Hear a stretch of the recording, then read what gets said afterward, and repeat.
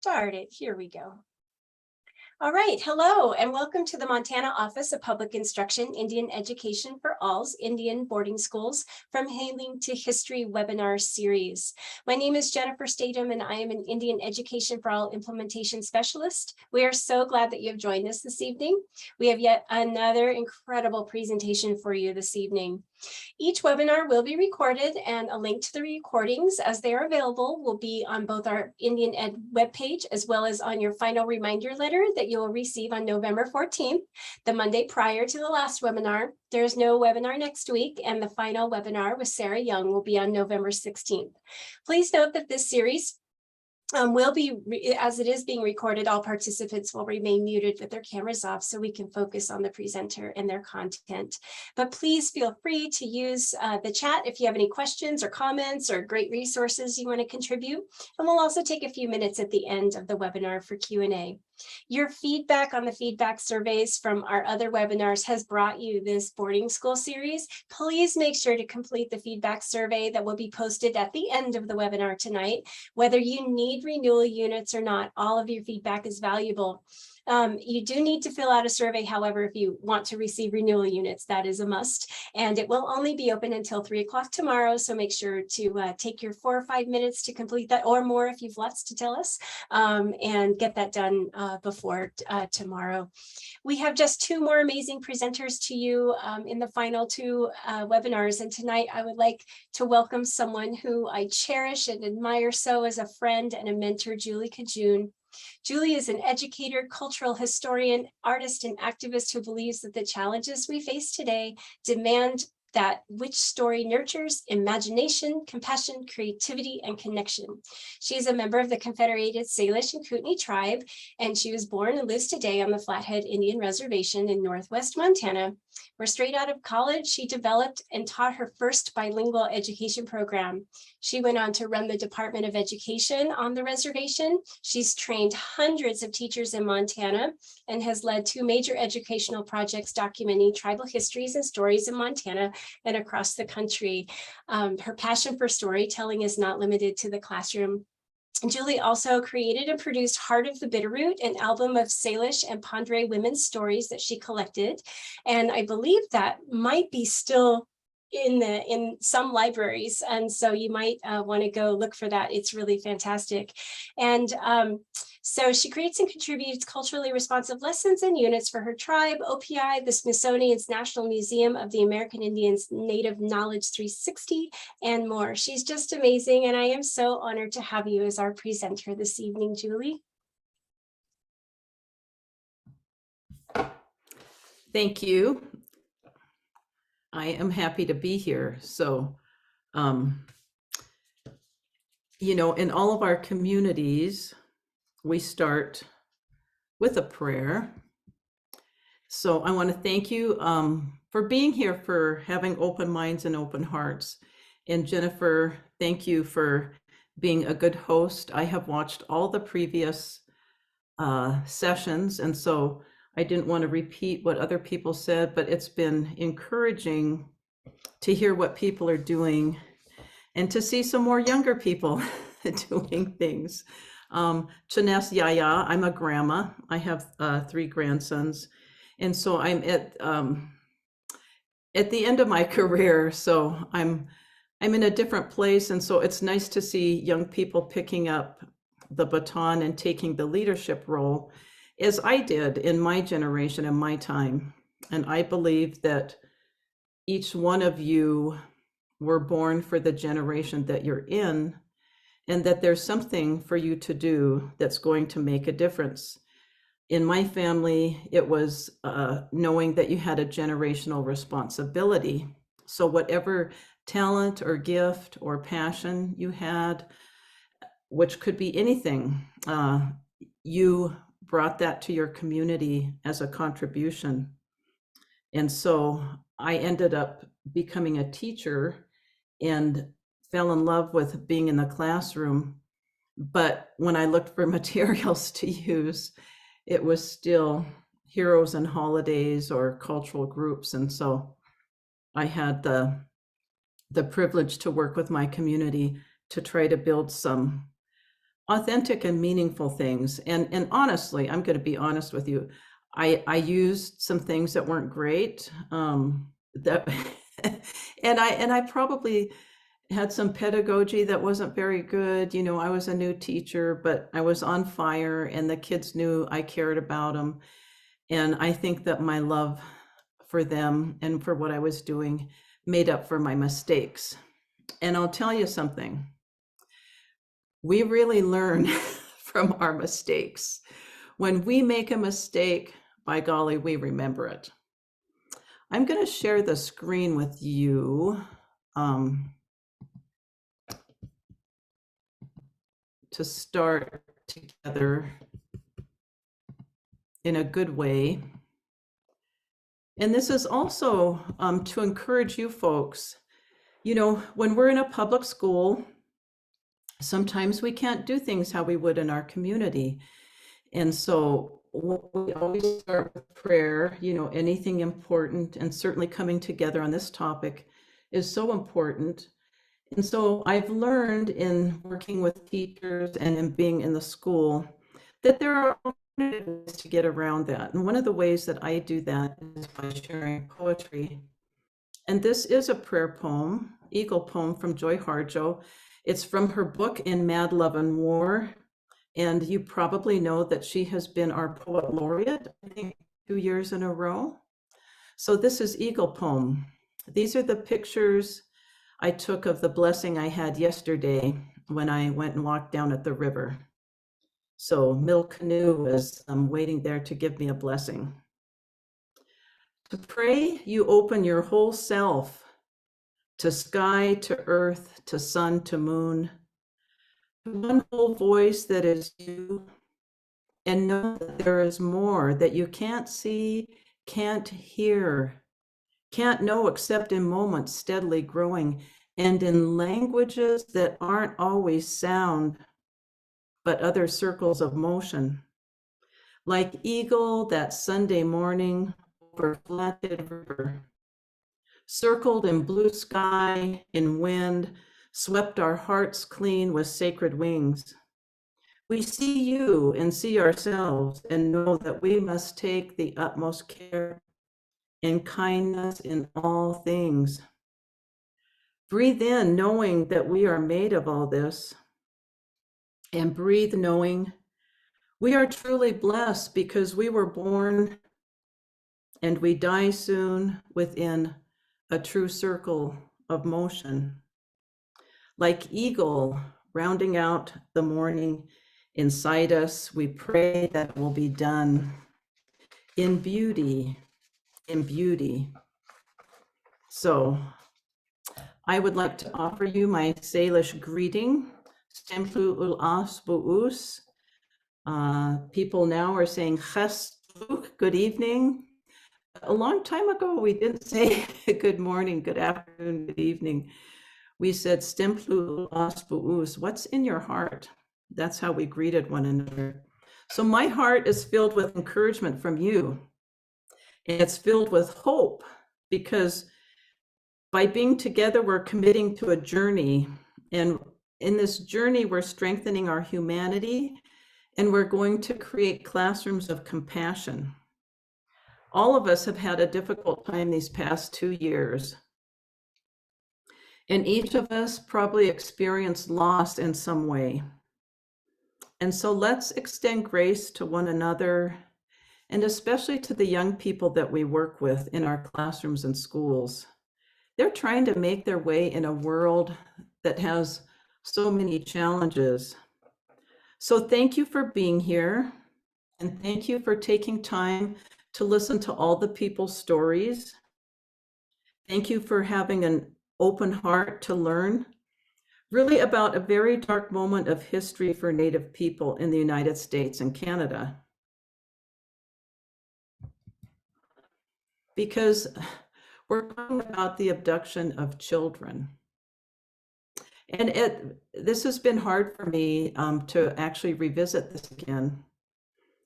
And I actually woke up at 2:30 this morning. So I've been up since 2:30, and I've been thinking about all of this. and having some prayer time and some quiet time. And this is challenging, and I haven't revisited this in any depth in a while.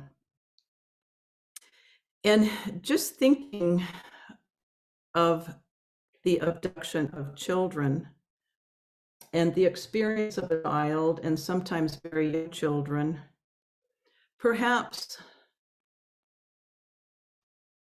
we might take a moment and go back to when we were little kids and think about the first time that you stayed away from home. When was the first time you spent the night somewhere else that wasn't with family? And how did that feel? I remember the first night I spent at a friend's house, and I thought it was going to be fun. And as soon as I was there, when evening came, I wanted to go home. But they wouldn't let me, and so I had to stay. But I can imagine, well, I can't really imagine what it was like for children that were taken sometimes very far away from home, but to places where things were not familiar.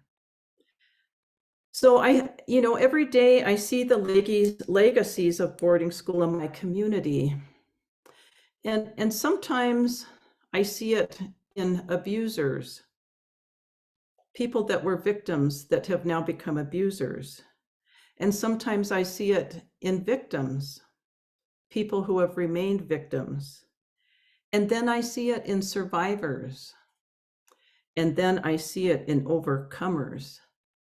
And so in my community, there's a continuum of truth-telling and healing. And so people often say, why do you want to go to the past? And why are you bringing up the past? But this is very immediate. The boarding school era is very immediate for all of us because every Native person is connected to it through a relative and through their community. So we're connected to it through lived experiences, but we are also connected to it through the consequences and the legacies that we experience as Native people.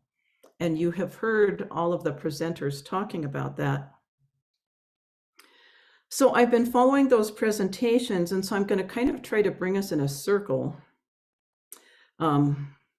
through all of this to hopefully a place of hope. And so I'm going to weave around the historic background needed for an educator to have understanding, some content for teaching this history, and then a bit on strategies to address the consequences in a conversation about what people are doing to heal, what our communities are doing to heal.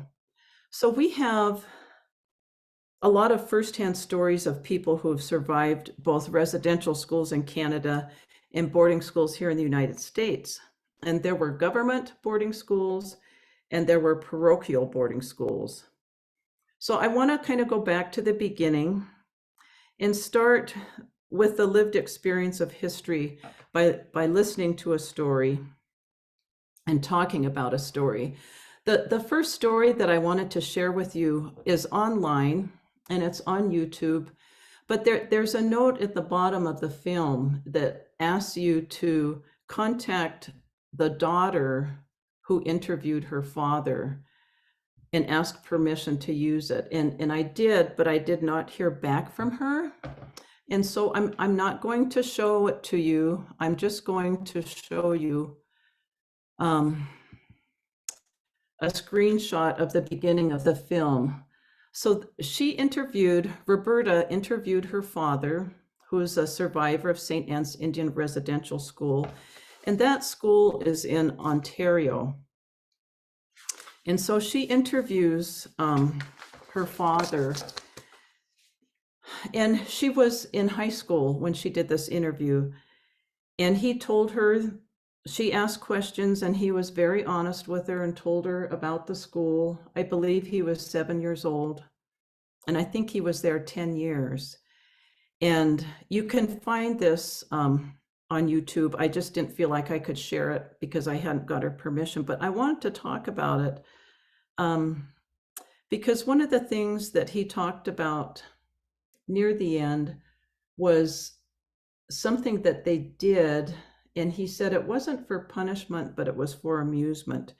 And he was put in a chair, and they had the electrical wire that they used, like for an electric fence, and they had it hooked up to that chair, and they actually used that on children. And he had that happen to him, and he talked about it and how painful that was. And St. Anne's School it closed in 1976, and it's still in ongoing litigation with the survivors. And so you can read up on that. I don't want to get into all the nuances of what happened, but basically there was reams of evidence that weren't introduced when this first went to court. But there was a really powerful image that Roberta showed. And here's a picture of St. Anne's. And what do you see in the foreground of this picture? You see some teepees. And I would assume that those teepees belong to parents and relatives of children at the school.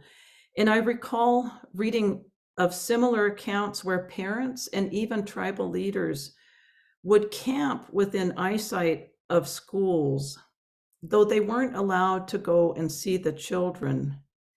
They were present there in a way with the school in sight. Now, Roberta talks about and shows a picture of the school, and it burned, and it was unclear if the school was destroyed intentionally through arson or not. And so it made me think about the Catholic school here. There was a boarding school here for girls and boys, Ursuline nuns and the Jesuit fathers, and that school was still educating kids until 1972. Now, I went to that school, but I was what they called a day scholar. I rode the bus and didn't have to stay the night. But when the school closed in 1972, and it's where our Salish Ponderay Culture Committee building is, they tore it down. And I often wondered if that was because of the suffering that happened there. It was a pretty solid brick building, and it had a beautiful auditorium with a huge wooden stage floor and the old red velvet curtains that I remember so well because we did a lot of plays and singing and dancing, and people from around the valley would come to watch us, to watch our programs. We did several programs a year, and I suppose those things help support, gathering patrons and funding. My mother went there when it was a boarding school, and she didn't like it. She didn't talk a lot about it or tell a lot of stories, but she told me how much she disliked it. And so she went to her grandmother and asked her grandmother to convince her mom to let her go to public school. And her grandmother did. So she was able to go to Dixon Public School. But I do remember one story she did tell me. So in the dormitory, one of the girls that was in a bed next to her used to have to go down to the parlor. Now, I recall the parlor as a fancy sitting room because the nuns would bring us there to recite poetry and to sing for patrons and funders. Well, the nuns would bring this girl that slept in the bed next to mom to sit there with a white farmer who was interested in marriage. And my mom recalls that the girl cried a lot over it and that she would take her doll with her. Now, mom couldn't remember how old she was, but she said that the nuns did succeed in marrying her off to this white farmer. And she said she thought that the nuns believed they were doing this girl a great service so that she wouldn't be poor. And I asked her if she ever saw this girl later as an adult, and she said she did, and that the woman eventually divorced the farmer. So that's one story from a local boarding school. And I want to share another story with you because this woman, her name is Karen, she really identifies the consequences and legacies so clearly in her story. And it's only about 5 minutes long. So I want to share this with you. Oh, if I can get to it. There we go. This is Karen. I am from. This changes everything we know about Alzheimer's. After using the most powerful atomic microscope in the world. I am from. Sorry. Port Francis, Ontario area, Rainy River First Nations, and I'm Karen Schroyer.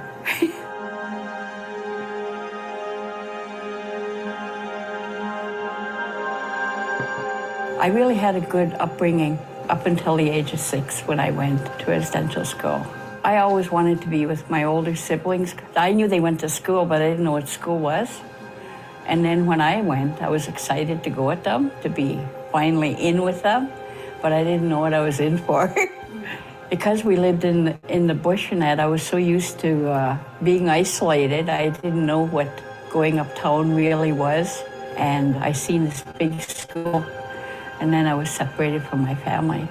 Separated from my brothers because they were on the boys' side, and then separated from my older sister who was 8 years older than me, and she was on the big girl side. So I was all alone for the first 2 years, all by myself. And it was really, really hard. I'd get in trouble when I'd see my brothers or my brothers in the dining hall. I'd see them from a distance, and I sometimes want to get their attention, and I'd, yell their name or wave at them, and I'd get heck. And the same thing outside was that we had a big white fence, and I would see them on the other side of the fence, and there would be knot holes in the fence, and I'd be yelling their name, and I'd get heck from the nuns there. And another thing that really bothered me was learning about the religion and knowing that I was going to hell just being Native and trying to be a good person and always failing. That was really hard. And I just was never good enough. And I tried at school. So I found out, all these, my parents didn't teach us the language, even though they spoke it fluently. And I didn't know why, and I never asked why. The only thing I can... Jennifer? Yes. Yes. Is my screen sharing? You are screen sharing, but when you go down to share screen, you'll want to switch to new share, and then you'll pick the video page. Okay. So if you click on the green box, you'll have all of your windows. Okay. Can I just continue this? And I just saying your screen share is paused.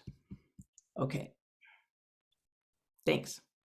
Think of today is they were trying to protect us because we've seen so many that didn't know one word of English get beat.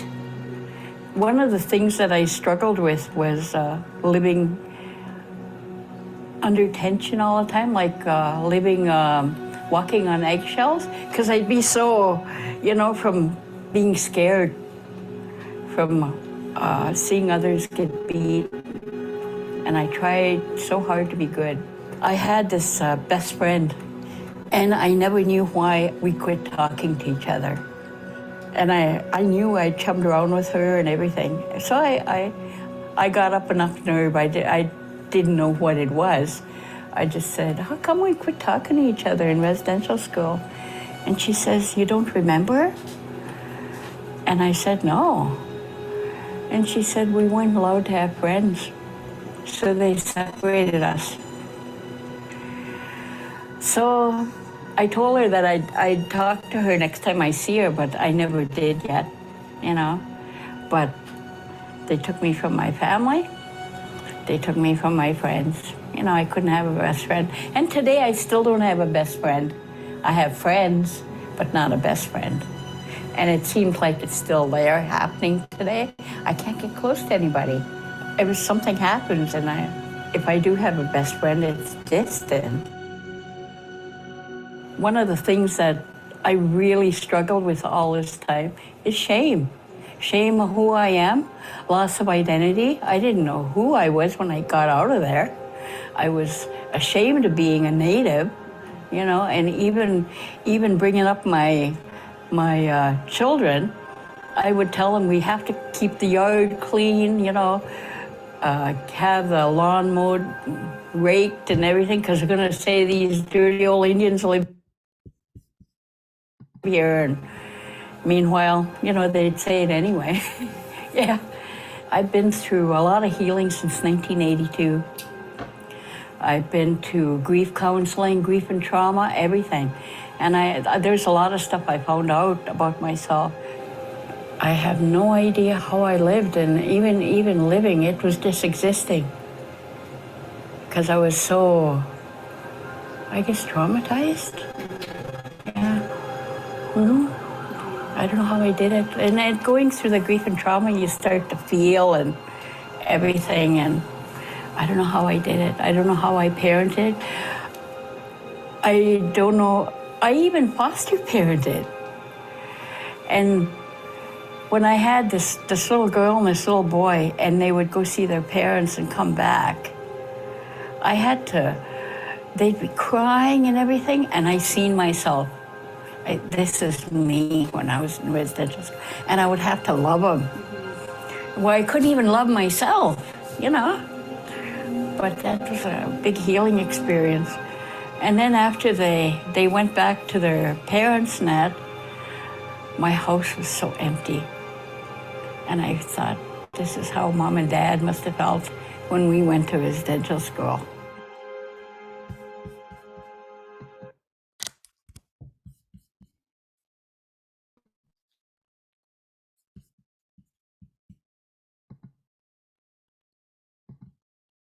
Sorry about that. As you can see, it's a little bit, I hate doing this on Zoom, so, but here we are. Here we go. So I wanted to talk a little bit about what Karen said, and because I think we can really see the legacy in our students. And so, you know, she kept saying, I wasn't good enough. I just could not be good enough. And I think about, I always failed. I was a failure. I was just never good enough. And she's talking about not what she did, you know, being shamed not for anything she did. She kept repeating how she tried really hard at school, but it had simply to do with who she was. And so these messages of shame and not being good enough, unfortunately, have persisted in different ways into this moment. And I see it lived out in young Native women who aren't able to have boundaries in a relationship, or who don't feel like they can have an expectation of respect or any power in a relationship. And I see it in young men who feel that they are not enough and are disconnected from their purpose. I was thinking about one particular student in Polson that I've interacted with a few times, and how he feels like a foreigner. I don't know how else to put it. Like a foreigner or an unwanted participant in the school where he's at. And so it's critical for schools to evaluate their programs and policies, to determine if they're biased or if they promote inequity. And I know this is challenging. And I believe that teachers do this. I believe all of you are doing this in your own classrooms. That's why we're here together, because we're all part of the choir. But this needs to happen school-wide. And unfortunately, some schools are inadvertently still sending messages to young people that they don't matter, that their history and culture isn't important enough to include in the core curriculum. Or you can have that Native Studies thing, or do that Indian thing over there, or that's an after-school thing. And our history is the foundation of this country's history, and the longest human history in this country is Native history.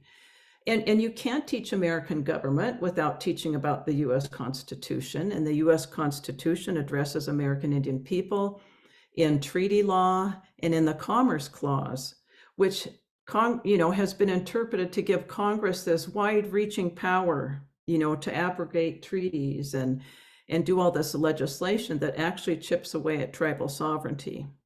But there's so much content, there's so much fabulous literature and science. But if you, your family, your community, your history, your culture, your people are absent within the school, it's a silent dismissal of who you are. Adrian Wright said, when someone with the authority of a teacher, say, describes the whole world and you are not in it, it's as if you looked into a mirror and saw nothing. And there's this moment of psychic disequilibrium because you aren't represented anywhere. There's nothing that represents you. Now, is it possible? I'm just posing this to you. I have done this with several schools where we attempted to do an honest evaluation of the school culture. And we did that through gathering a team of people, of administrators, teachers, and support staff, who identified what they believe about teaching and learning. What do we believe? Do we believe that parents are partners? What does that look like? What does that look like with Indian parents? Taking what we say we believe and value, do we value elders? Do we value the tribal community? What does that look like? Do we value tribal history? What does it look like in the curriculum? What does it look like daily in the school? How are kids greeted when they come in? What happens when a kid is absent? School secretaries have a lot of power in setting the culture of the school. And so we always involve school secretaries and bus drivers in our trainings. And so if you could do this, I think it would be wonderful. I don't know what your schools are like. I don't know what's happening. I have no idea what is going on. I have done this.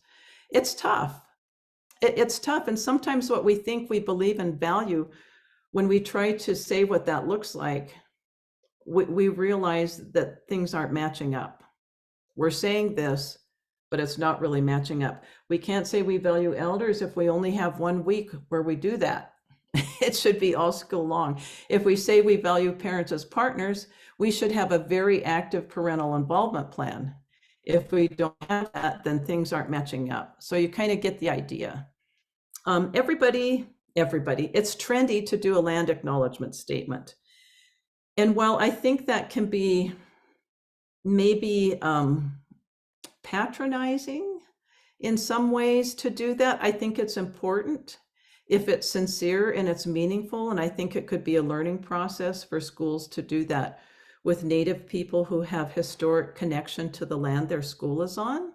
In our community, all of the schools are on lands that were taken in the Flathead Allotment Act. And so maybe the schools could learn that bit of history in the process. But identifying authentic and meaningful core disciplinary content and integrating it. And as we're all teachers in Montana, as all the Native students in our state would say, is please, please teach about us. Before you go to the Southwest or somewhere else, please address Native people that are here in Montana. I mean, you know, you could play some Native music. I've been playing a lot of contemporary Native music with students, just to try to engage them, to get them thinking and talking about the lyrics. Incorporating a flag song in school events is a huge, huge statement to the community about how you value them. Reviewing participation in school programs, reviewing programs for cultural bias. In one school, we looked at Indian students in all the music programs, and there was like one. You know, and if we're 65% of the population, how can we only have one American Indian student in music programs? What's going on? And so we found out that program primarily focused on Broadway show tunes, and you know, maybe Indian students didn't want to perform or sing Broadway show tunes. And so that school developed a drumming and singing group, and we lobbied the state to award a letter for drumming and singing. And I don't know if any schools are using that, but we did. And so the state does have that, you know, because athletes can letter, students can letter for different things. So why not drumming and singing? I don't know if they're still doing that. That was a while ago, but you know, exploring individual and school-wide relationships with students. The Search Institute has done longitudinal research looking at what are the really big factors, what really impacts student achievement. And guess what? It's relationships. And so thinking about how we build relationships with students, you know, for a student, I always felt that students had to have at least some level of trust in me to learn from me as a teacher. Now, they don't have to trust me 100%, you know, but it can build, but you know, you kind of want to have some trust. And so that's only going to happen through building relationships.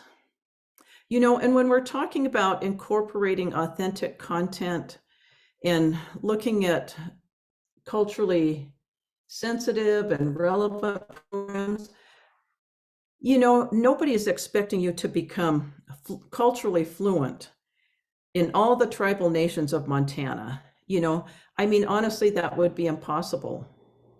You know, developing that kind of level of fluency, you know, would be more than a lifetime.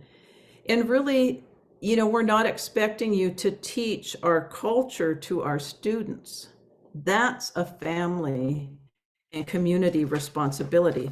But we are expecting you to teach in a culturally sensitive manner and to understand that culture and language affect learning, and that you can include curriculum and content that is culturally competent. And I know I kind of sound like I'm saying two things, but we're not expecting teachers to teach cultural traditions. I'm not expecting a teacher to bring a group of kids down to the medicine tree and explain all of that and have kids bringing their, you know, prayers down there. That's a community family thing to do. You know, so there's there's a distinguishment there, and I'm not sure if I'm explaining it properly. But, you know, we can incorporate languages, schools can incorporate languages, and you can incorporate history and contemporary issues. And if you exhaust all of that and you've taught all of that, you know, and you want to do some more cultural activities, have people from the community come in and do it if that's what you really want to do. And the best way to do that would be in partnership with someone whose culture that is. And you can kind of go down a slippery slope trying to teach someone else's culture to people from that culture. And maybe at the end of this. If people have questions, if I've confused everybody, we can talk about that. But, for decades, Indian parents on my reservation have been asking schools to adjust the calendar at Christmas time. Everybody has a Christmas holiday, and let's put it out there. The school holiday is a Christian calendar. It's a very Christian calendar. And we don't say anything about it, but we have asked that on that Christmas holiday, that schools extend that into like the first week of January so that young people can participate in jump dance, and that's our big event at that time of the year when we make our way for the upcoming year. And kids can't do that because usually schools end up starting January 2nd or January 3rd. Some kids go anyway, and then they're absent. And honestly, how some students are treated after being absent it's punishing, and it makes kids not want to come back. It makes them afraid to come. I was with my own son, and we were going into the school, and he had a written excuse for me why he was absent. And he said, she's not going to accept this, the secretary.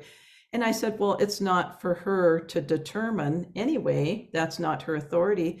And I was around the corner, and he gave my note being absent, and she said, oh, I'm not going to accept this, and handed it back to him. And so I went around the corner, and I'm like, excuse me, what is going on? Some people can be very judgmental of why students are absent. And some students have very good reasons to be absent. And we've had a lot of loss in our community. And we are taught, that when someone passes away, the time to mourn that person is right then. You don't put it off, everybody stops what they're doing, and that's when you mourn that person, and when you help the family and you help each other. And so there are lots of things that schools could do you see, to be more culturally inclusive without explicitly trying to teach our culture. I hope that little example helped a little bit. But the other thing that schools and teachers can do is have staff development on trauma-informed and restorative practices. I think those two go together. I think that they should be taught together. And review your discipline policy and actual practices, including how you engage students and parents in that process. When I worked in the tribal education department, I ended up doing a lot of mediation in discipline hearings. And frankly, sometimes it was a little bit shocking how parents were treated. I was with a parent going to a discipline hearing, and the teacher who had disciplined the student was walking to the same room.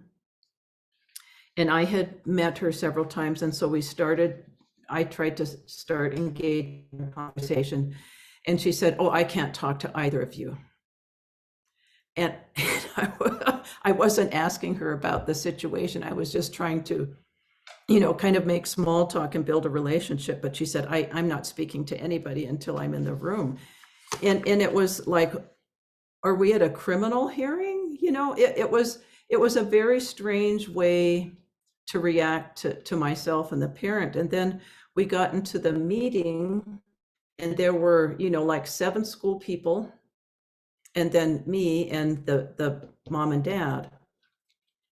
And right away, all the school people started in saying all of this stuff, all kind of negative stuff about the son and how it sounded like he was challenging authority to me, and that he was questioning the teachers.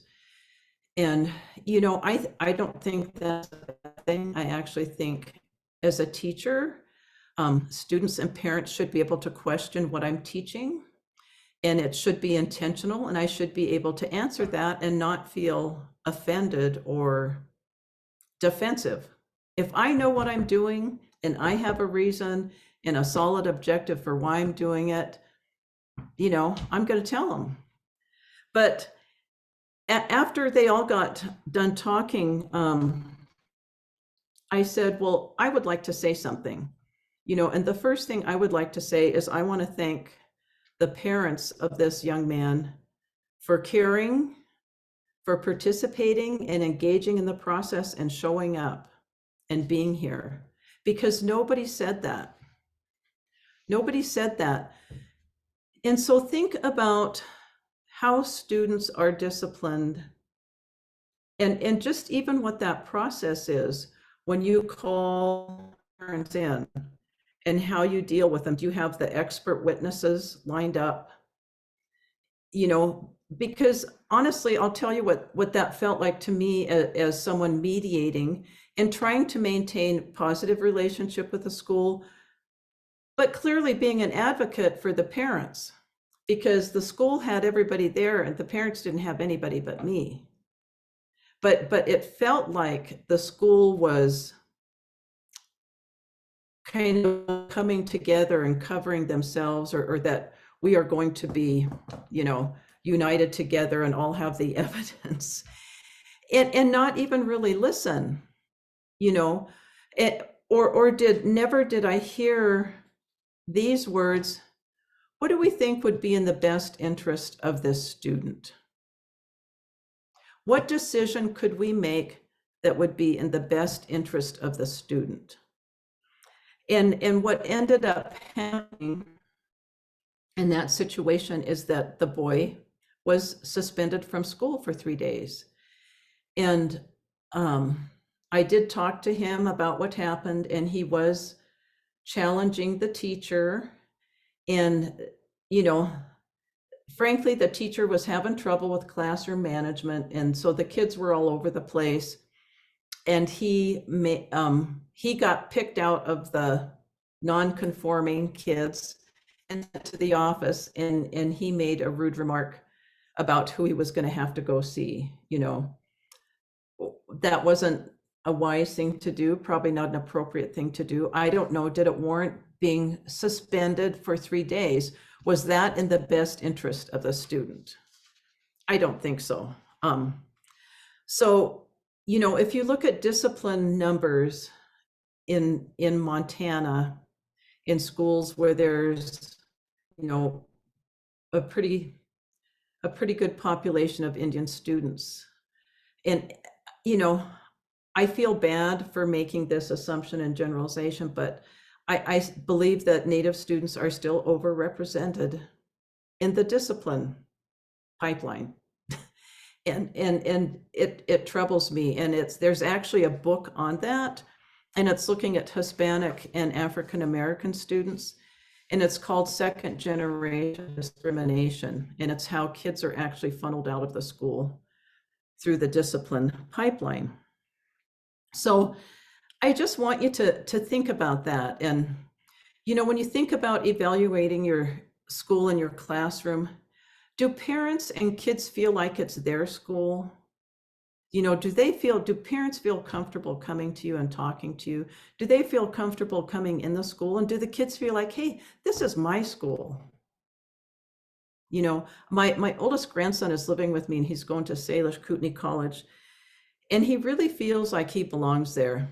He spent the last 2 years of his high school career in Arlee, and he got along pretty good till it went online, and then it was horrible for him and for me, and he struggled through his last year.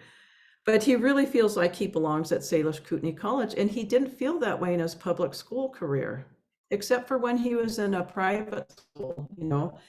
And, you know, the private school had small classes and all the stuff that public schools can't afford, but he felt like it was his school, and he never felt that way at public school.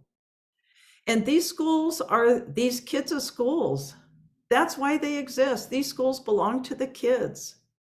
And too often I walk into a school and it very much feels like it belongs to the administrator and the dominant teachers. And these schools are for kids, you know, and I know that I'm talking to the choir, But I guess I'm beseeching you to find your allies in your school and talk about this. You know, what are ways that we could make Indian kids feel like this is their school? You know, this school belongs to them. It doesn't belong to us. And that's how I feel about it. And I'm sorry I can't get off on a tangent. But I have some strong feelings about that, because I've seen so many parents afraid to go into the school, you know, fearful, or I've seen them being treated rudely, you know, or I see kids who feel really marginalized and just don't feel like they belong there, you know, and they're just kind of occupying or taking up space. And I know that not every classroom is like that, and I know that not every school is like that, but many of them are. Or I don't think we'd have the absenteeism rates and the achievement gap rate that we continue to do. You know, if we look at the data and the numbers, I don't know that we've gotten very far from where we've been. So I wanted to bring that up. Now, if you can imagine what it was like for parents when their kids were taken. And, you know, there were lots of things that happened. Annuities were withheld. We had a guy, Branson, that was his name, the guy here, and where he rounded the kids up. Went around, people would try to hide their kids would try to hide. But, you know, this is my grandson, Kian in the front, and Amaru, who's now 6'7" in the background. But when I look at this picture of my kids who would be at the age of being rounded up, it's really hard for me to imagine what that was like. And this is just a generation ago. You know, we have stories of the kids that were at the school and survivors, but we don't have the stories of the grandmothers and the grandparents who lived through their kids being rounded up. Here's all three of them. But I do have one story that I want to share with you, and it's a story of a mother and father here on the Flathead Reservation. They're not here any longer, but their granddaughter, who was a friend of mine, shared it with me. And so the granddaughter's mother was sent to Chamawa. And she always told her kids that her parents abandoned her. And she felt like her parents went along with it, and she felt like she was abandoned by her parents. And the sorrow a child would go through would be overwhelming, because it's a particular abandonment where it's not like you're going with another family, you're going to an institution and you're going with strangers, and she went far away. Well, her daughter called Chamawa. She heard that the boarding schools were allowing people to come in and get files of their relatives, you know, all the school files. So she was going over there, and she asked, and they said, yes, you can come and get your mother's files. And so she got up, went there and got the documents. And so she looked at report cards, and they always had deportment, you know, the behavior notes, and she was really enjoying reading those. But there was something in that file that surprised her. There were unopened letters to her mother from her mother. Her grandmother had written letters that were never given to her. And the other thing she found were letters written to the school indicating that there was money in the letter to put their daughter on the train and send her home.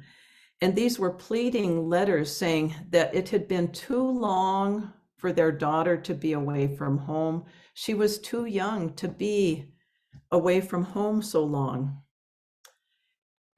And so obviously, well, the money wasn't there, but in the letter it said, here's money, you know, to send her on the train, but they never did. And unfortunately, my friend didn't get these documents in time to share them with her mother. And so her mother passed away with the remaining belief that her parents had abandoned her. And it's just heartbreaking to think that her mother never got to read those letters from home or know that her parents tried to bring her home. There's Kian, my middle guy. So I want to talk a little bit about classroom resources. You know, we talked a lot about resources for you to learn and explore so that you become educated about this history and how it impacts kids in the classroom today. It's a living history, you know, it's not gone and in the past, it's still immediate for Native people. But I want to talk a little bit about classroom resources. And the first thing is, you know, developmental appropriateness. And so at what age, you know, do you talk about this with kids? And what information do you share? And I would be really thoughtful about that. Down in that list, there's the book As Long as the Rivers Flow. And that's an intermediate book, and it's written from the man's experience. It's kind of a gentle book, but it's also a sad book. You know, that there are some picture books that do this, that tell this story, but I think young children need to really be supported, and that you need to really be thoughtful with how you present information to young children about things like this. I mean, I don't think that you don't share the truth, but I think we need to be thoughtful about how we do it. And then when you're doing this, understanding that the content might be a trigger for some of your students. And so thinking about how you do this, even with older students, middle school and high school students, how talking about trauma and things that kids experienced, how that might trigger something for some of your students. And how are you going to be prepared to deal with that? And so if you're teaching about this in your classroom, are you going to have counselors on hand or people on hand, you know, and how are you going to bring kids to a place where you're not just leaving them in sorrow? And I thought about this when I did an educational trunk for the Montana Historical Society on allotment and boarding school. They put the two together, which was kind of awkward and clunky, but I really thought about it, the boarding school. And so I had a friend's mom made me boarding school uniforms. We looked at pictures and she made a girls and a boys. And then we had, you know, a wing dress and a ribbon shirt and some moccasins and, you know, some like before and after clothes and kind of some regalia things, some toys, traditional toys that kids might have and that kids could hold, because this is like for intermediate 4th through 6th grade. But it was really hard putting it together. And I thought, what can kids at that age grapple with? And I wrote a letter to teachers in there, and I can't remember what I said, but I tried to talk about that, you know, and about, can you bring young, you know, these children to a better place? And so I ended up making a DVD on iMovie. I mean, it was like one of the first times I'd done that. My daughter helped me. So it's probably well, it's on a disc, so nobody could actually play it. You'd have to have it on a flash drive. But I did a DVD that I asked teachers to please, when they get through all the lessons, to play that DVD, because I tried to bring kids out of that to a place of hope, where I talked about, well, what has changed? You know, given all of this, you know, and we can see, you know, trauma, but what has changed? And so I went around and I took pictures of boys with long hair. I took pictures of any Indian staff I could find. I kind of went around the res and did a bunch of pictures. And so I, in the video, talked about that there's Indian teachers in the schools now, that kids can have long hair, you know, that kids can wear regalia. There's a lot of girls wearing ribbon skirts. And so I kind of tried to think about how we could look at what has changed, but also the reckoning of that we still have a long way to go. So I just, if you're going to teach about this, you know, and some of you may already be doing that, and you may have many or ideas or wisdom doing it yourself. And if you do, please share that with Jennifer so that she can share strategies or ways that you're doing this, because I can learn from what you're doing too, although I'm not in the classroom right now. I just visit once a week with older kids. So I wanted to bring that up, but I also wanted to talk about a couple of my favorite books, and that's The Middle Five, and then The Flight of Redbird and My Life by Zit Kalasaw. And those are my favorite chapter books to have kids read about the boarding school experience. There's so many videos online for high school students. You know, there's so many people telling their stories. And I would also include information on Canada's Truth and Reconciliation Commission.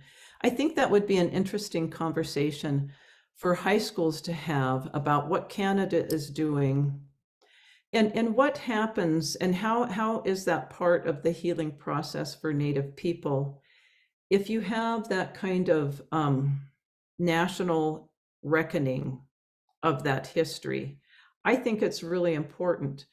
And while the commission is not perfect, and there have been flawed things that have happened, as with the St. Anne's boarding school lawsuit and some other things, it's a huge, giant leap forward, honestly.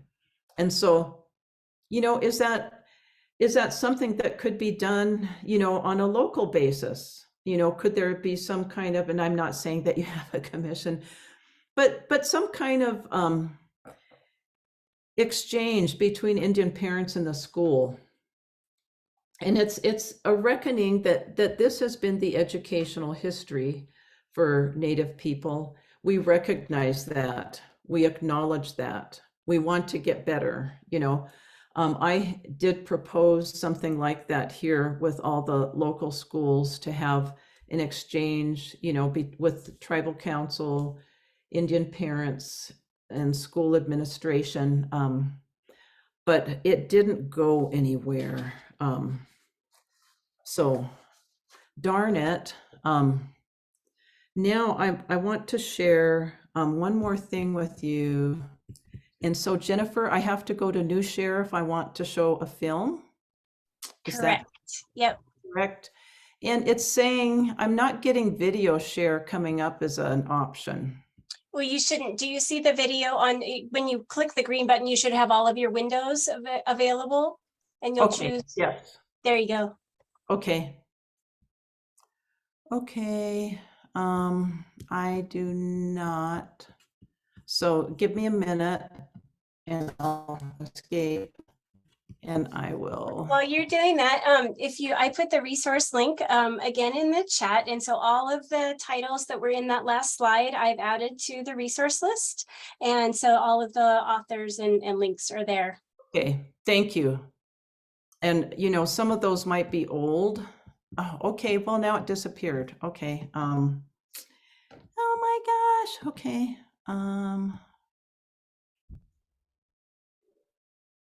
I'm gonna see if I can get to it. No, I can't. If you put the link in the chat, I can share it from my screen. Okay. Get to the link. No, I am not.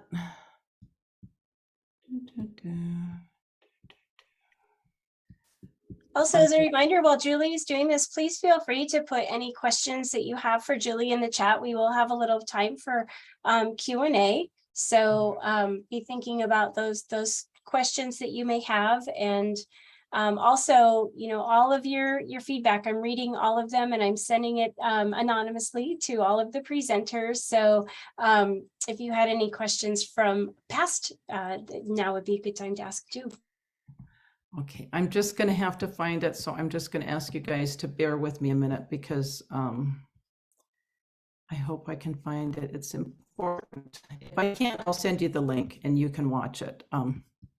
Not a problem.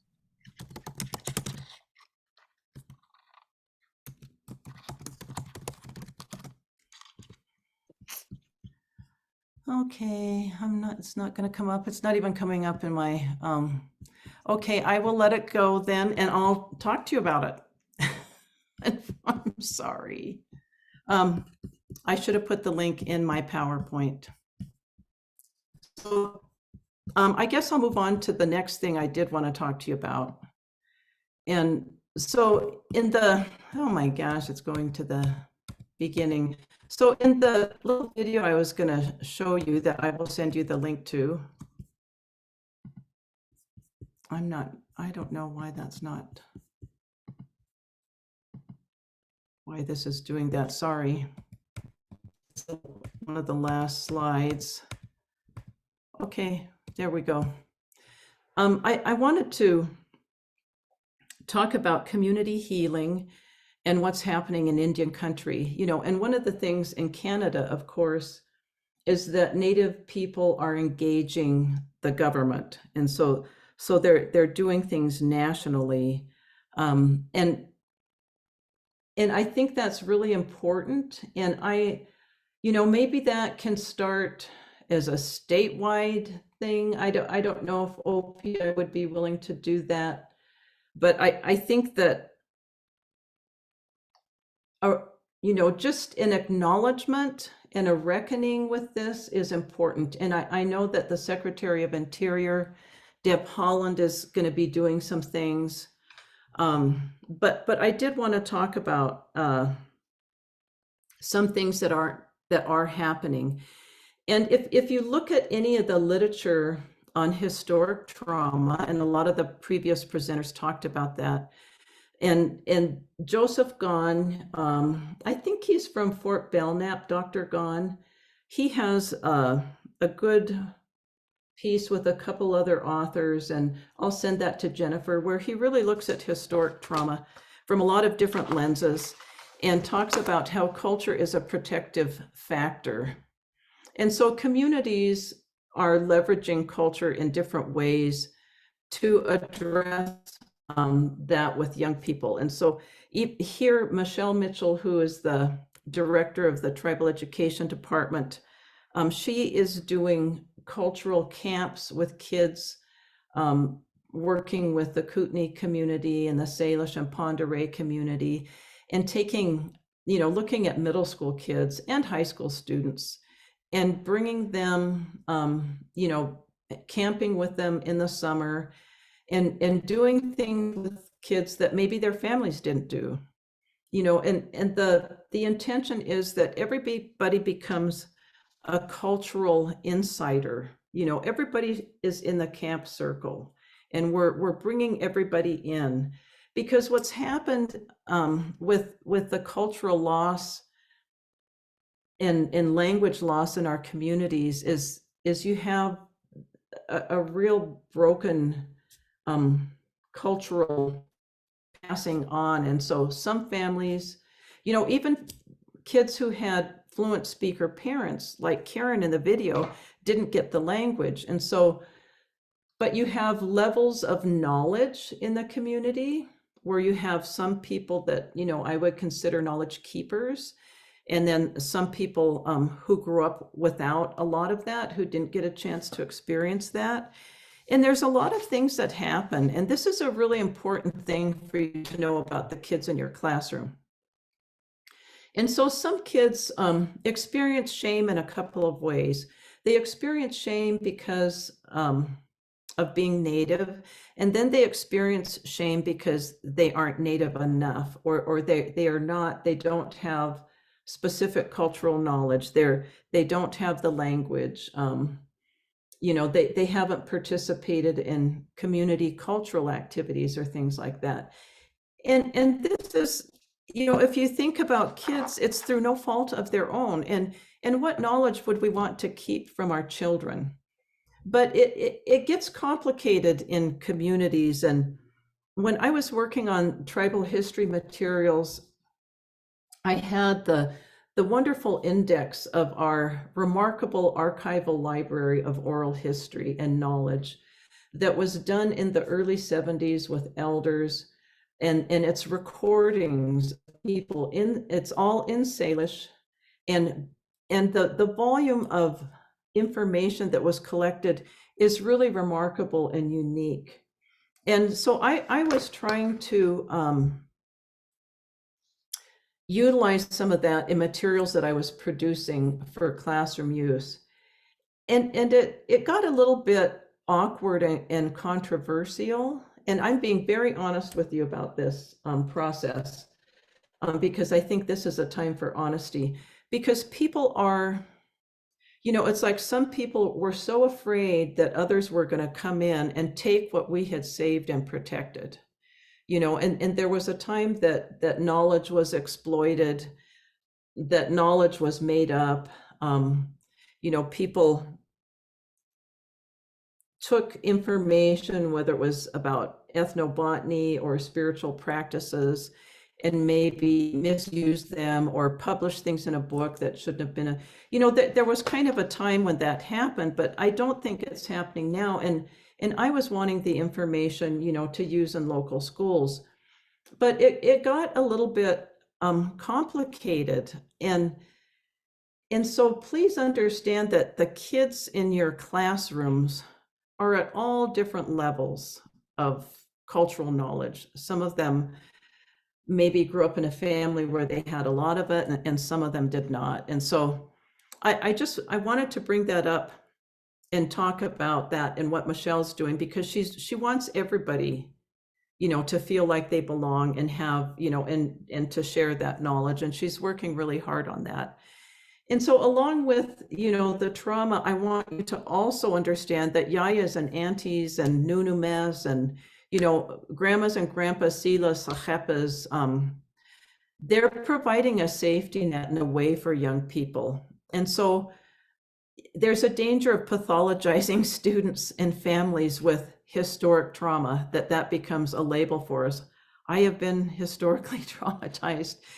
And I think understanding, the past, but also understanding that while racism is here and poverty, and cultural loss and all that, yes, there's trauma present today, but the community is helping balance that a different way. And so please don't think, pathologize.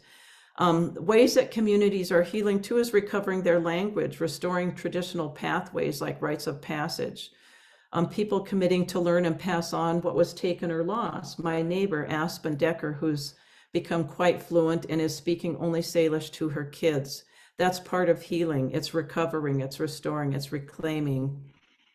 Being active agents and telling our stories and pushing for national acknowledgement. And it takes a huge amount of courage to tell stories and just to talk frankly like I am. I'm being very honest about the situation here. And then artists producing powerful and diverse responses and statements. And this was in the film that I wanted to show you that I was not techie enough to get to, that I'll send you a link. But this man is creating a witness blanket. And I think he had over 800 items he went to all the boarding schools, he collected photographs, he collected all of this stuff, and he created what he was calling a witness blanket to those schools. So artists are doing really remarkable things. So Native people have always been active agents in their lives. And often when we go through these dark periods of history, we forget to do that. We forget to tell the stories of the leaders and the parents and relatives who camped next to the school, or the story of the mother who sent money to bring her daughter home, or the people that have survived it and had the courage to tell their story, or the artists who are witnessing it in what they're producing, or the people sitting down in a class trying to recover their language and learning their first word. Because there's always emotion tied to our own language where we think, it should be in my DNA and I should be able to just learn it. And it takes courage. It takes courage to learn your own language, to sit down and learn one word. You know, lemleps, that was probably my first word, you know. So Native people are active there. You know, the fact that we're still here, I think, is a remarkable witness to the power, not the power, the strength of our spirits, the spirits of our ancestors and our relatives, you know, and that's why we are here. And that strength of spirit, you know, ensures that we are still here today, and that we even have our languages and songs. That we have what we have, to me, is a miracle. And so remember that if you're telling this story in a classroom, to balance out one with the other, so that it's not presented that all of these things just happened to us. But yes, these things happened, but look what Native people were doing during this time. You know, they were trying to recover their children. They were just camping so they could be next to them. They were working and saving and sending money to bring their kids home on the train. You know, so please balance it that way. And I'm gonna be quiet because I see I've almost run out of time. I've got about 14 minutes. So if anyone has a question. I have the video queued up if you would like for me to share it. Yeah, I do. It's about 6 minutes. So I must have the trailer. It's the one that's 2 minutes on the Witness Blanket site. Don't worry about it. Don't worry about it. I would rather engage with somebody if somebody has a question. Okay. That they would like to ask, or something that they want to say, or a strategy or a resource, if there's something they want to share with this group that they have learned or done. I'm always wanting to learn. So it just feels funny, you know, to not be with people. I know. I'm it these little boxes bizarre. And it's like, what are we doing? I don't know. You're not in the void. I promise you're not in the void.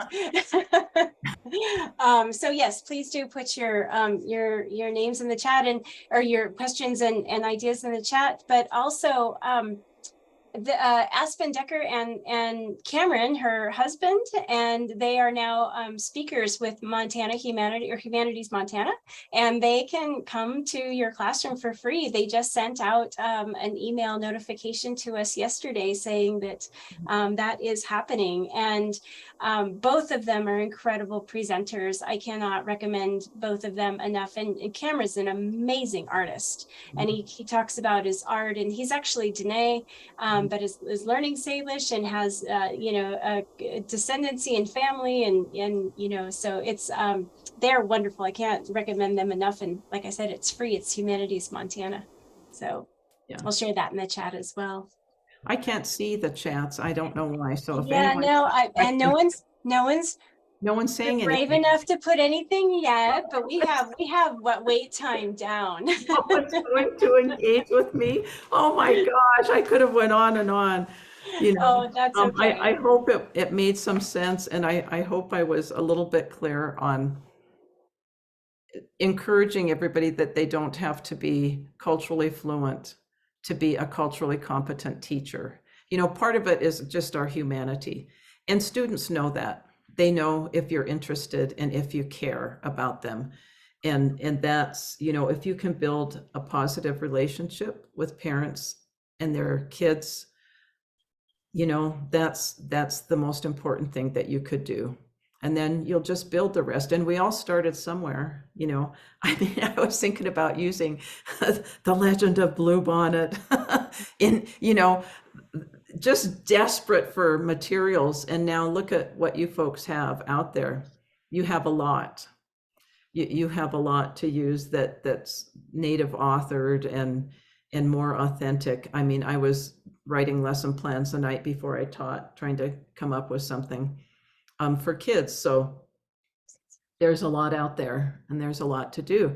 Wow, no one is going to ask a question, huh? No, but you have some nice compliments, and I'm sorry, I'm having some mommy needs. He's never appeared on any of our videos. Oh, So well, there. I love one of our participants from Colorado, she's doing some really amazing work in Colorado. She says she really appreciates very clear sharing, and she appreciates what you have to say. And another person says, thank you so much for sharing. I've heard from several teachers that many of these topics can be very intimidating to try to teach. Thank you for sharing strategies to go about tackling these important classroom topics. Thank you, Julia. I've missed listening and learning from you. This is Shannon Murphy. Thank you for your information. It's always a blessing to have you share.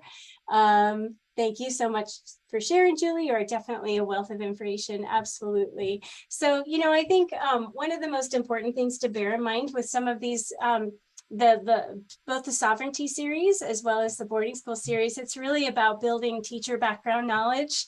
And one of the things that I've learned, especially with grappling with Indigenous knowledge systems and Western science, and trying to articulate how to best teach about that, it's building my background knowledge. There's just no substitute for that, because then you just have more tools in your toolbox. And being teachers, you already have so many tools. Don't forget that you're very capable teachers, and that by you being here is just such an amazing gesture of your will and your willingness to teach in a culturally responsive way.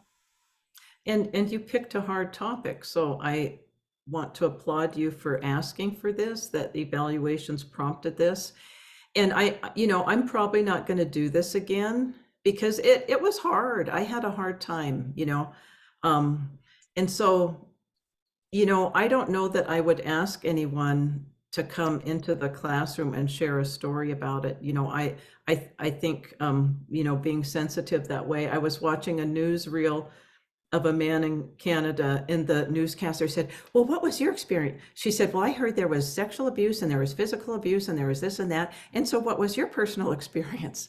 And the man said, well, that's very personal and private.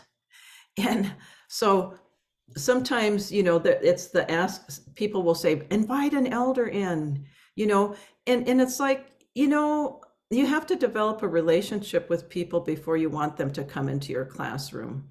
And elders might not want to come in the classroom, and sometimes they show up, nobody's there to greet them, and so if you invite a guest, be really thoughtful, be so kind, have a student waiting at the door. Don't expect them to find your classroom. Don't make them pay to come to your classroom. Give them gas money. If you can't give them an honorarium, give them a gas card. Give them a gift, have your students shake their hand and be respectful. I see that a lot in curriculums that I review from people. Invite an elder. I'm like, one time the school invited an elder, and I said, what are they going to put them on roller skates? They had like 5 different sessions. We don't do that with elders. Have someone come for one thing. Don't ask them to come for 5, I had a teacher ask me, she wants me to do a bunch of stations. I don't really think I want to do that anymore. I might do 1, but I don't want to do 10 or 12, so just being thoughtful with how we bring people in, and how we have a special place for them and how we're prepared for them. Don't not invite people, but just do it in a really good way. There is a school here, Charlotte School. They're have a reputation for being a very racist school, and I was treated better there than any other school in my community. A student was always waiting for me. They walked me to the door. They always had a gift. The teacher stayed in the classroom. Sometimes I go in and the teacher would leave and maybe not come back at the end of the period. So, I would do anything for that school, because the students were so respectful and the teachers were. And so if you invite people in, be really thoughtful and kind, and think how you would like to come into a space that's unfamiliar to you.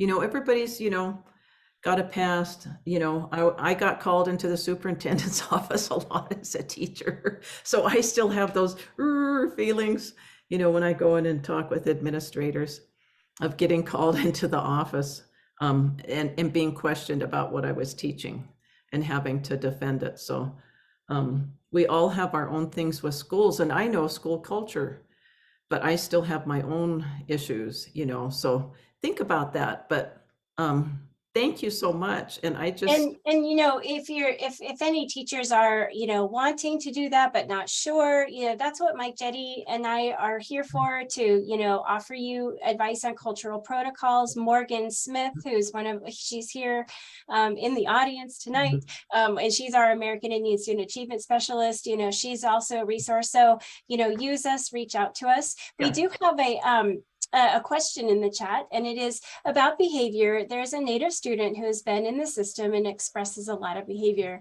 He does live with his adopted mom and brother. I have connected with him, but how do we as a school approach appropriate caring support? Well, I would involve the family. I would definitely involve the family. I would talk to the family.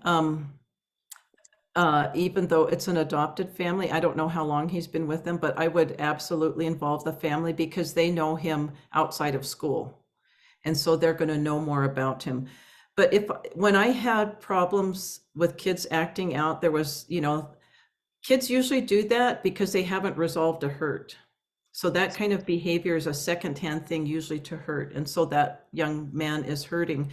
And what I would often do is give those kids lots of jobs, like leadership jobs in the classroom, to engage them and keep them busy. And that's just a quick strategy off the top of my head. But talk to if you're in an Indian community, you could also talk to parent committee for ideas for dealing with, not him specifically, because that's a right, you know, privacy right, but about kids like that. So if you're feeling like you need support from an Indian parent, I would talk to the Indian Parent Committee and say, I have some students that, you know, I'm struggling with this. Do you have any ideas for me? Would you partner with me? This is here in Helena, but there would be the Helena Indian Alliance. And Amanda, you know, Mocking Child would be a great resource for that as well. Or you can, again, reach out to us, and we have Crystal Hickman on staff. A native man, get a native guy in there, you know. Mike Jetty, since he couldn't be here tonight. Yes, you know, I am right now in the midst of rounding up some male mentors for boys like you're talking about. That are hurting, and now they're, you know, you have to do that. You're going to do something with that hurt. And so I'm with you. We're trying to come up with some ideas. So we're going to bring some men from the community in to do some informal, interesting things with the boys. That's fantastic. Thanks for being brave and asking a question. Yeah. I know, you know, teachers are also very, very tired this time of year, and after Halloween on Monday, you know, that right there says everything. But I put the feedback survey link again in the chat, and and the teacher said, thank you so much. The ideas you both have shared are very helpful. We would love to have Mike be a presence in our school. So I'll let him know he's volunteered. He's actually on his way to Hamilton to present in person tomorrow, and I'll be presenting online for the National Institute of Health, the Rocky Mountain Labs. So we're excited about that. But Julie, thank you so much for offering your expertise. All of you. Thank you, all of you worthy people. Just blessings on you and your work. You know, blessings on you and your work. And thank you for being good human beings. That it's encouraging to me to know that your light's out there and that you're listening. Thank you. Thank you so much. So folks, we have no webinar next week. We do have a webinar on November 16th. That'll be our last with Sarah Young. She'll wrap it up for us. We do have a sovereignty webinar series that is just started, and it is got off to an incredible start. So I hope you would consider joining us for that. We'll be covering all sorts of topics within sovereignty, contemporary, as well as, you know, how we got to where we are today with sovereignty. So I thank you all. Again, with all of these, you know, it's a lot of heavy information. So just, you know, roll in the shoulders, take care of yourselves. Yes, take care of yourselves. Take good care of yourselves.